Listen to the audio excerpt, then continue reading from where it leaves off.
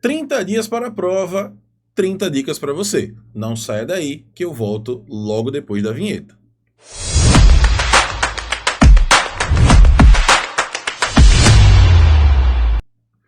Fala, meus queridos, fala, minhas queridas. Professor Márcio Danilo aqui na área, especialista em aprovação no exame de ordem e mentor para a segunda fase da OAB na melhor disciplina, que é Direito Penal. Dando sequência ao nosso projeto 30 dias para a prova, 30 dicas, vamos para mais uma dica, dessa vez processo penal. E dentro dessa dica, eu vou falar sobre competência. Já lhe adianto que não é uma aula de competência, é uma dica pontual sobre competência, que eu tenho certeza que a FGV pode colocar na sua prova. De antemão, já encaminhe esse vídeo para aquele seu amigo, aquela sua amiga que está estudando para a OAB e já deixa a sua curtida. Mas, Márcio, eu nem vi a dica ainda. Você vai ver que essa dica vai lhe ajudar muito. Eu quero começar falando com vocês aqui sobre a competência da Justiça Federal. O artigo 109 da Constituição Federal, ele traz a competência da Justiça Federal. Fechou? A partir do inciso 4º, então, não é só o inciso 4º. A partir do inciso 4º, você encontra a competência em matéria penal. Então, inciso 4º, inciso 5º, 6º, 7º, 8º, 9, 10, e aí você tem a competência da Justiça Federal em matéria penal.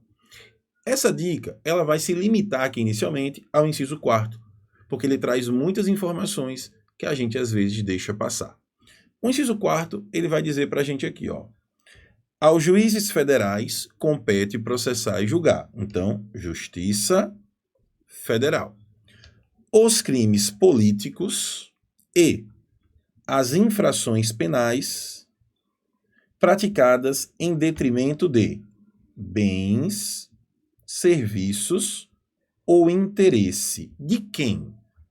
Da União ou de suas entidades autárquicas ou empresas públicas. Olha agora, excluídas as contravenções e ressalvada a competência da Justiça Militar e da Justiça Eleitoral.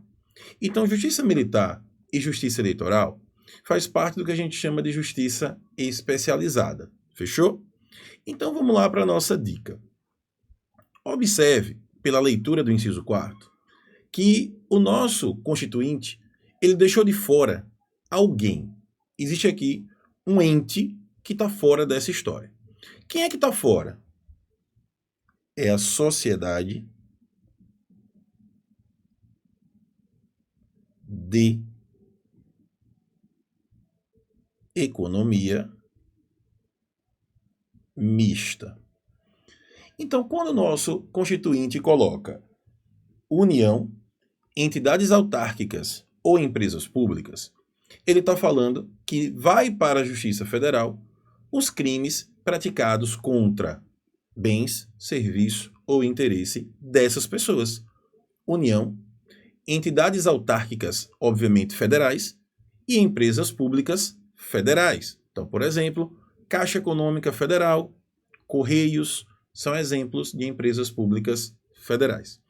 E ele não fala nada sobre sociedade de economia mista, que eu posso trazer como exemplo aqui o Banco do Brasil, a Petrobras, são exemplos de sociedade de economia mista federal. Então, como regra, caso o indivíduo pratique um crime contra bem, serviço ou interesse de uma sociedade de economia mista, obviamente federal, já que eu estou falando de Banco do Brasil e Petrobras, a competência será da Justiça Estadual, nos termos do que diz lá a súmula 42 do STJ. Então a FGV, ela pode ser malandra e colocar lá Sociedade de Economia Mista Federal. Ela colocando isso é porque ela quer lhe induzir a erro, para que você veja a palavra federal e associe com a Justiça Federal. Se você fizer isso, você vai errar. Fechou? Então, crimes praticados contra bem, serviço ou interesse de sociedade de economia mista, a competência, como regra, é da Justiça Estadual, nos termos da súmula 42 do STJ. Então, já pega essa dica aí. Segundo ponto, ainda envolvendo essa dica.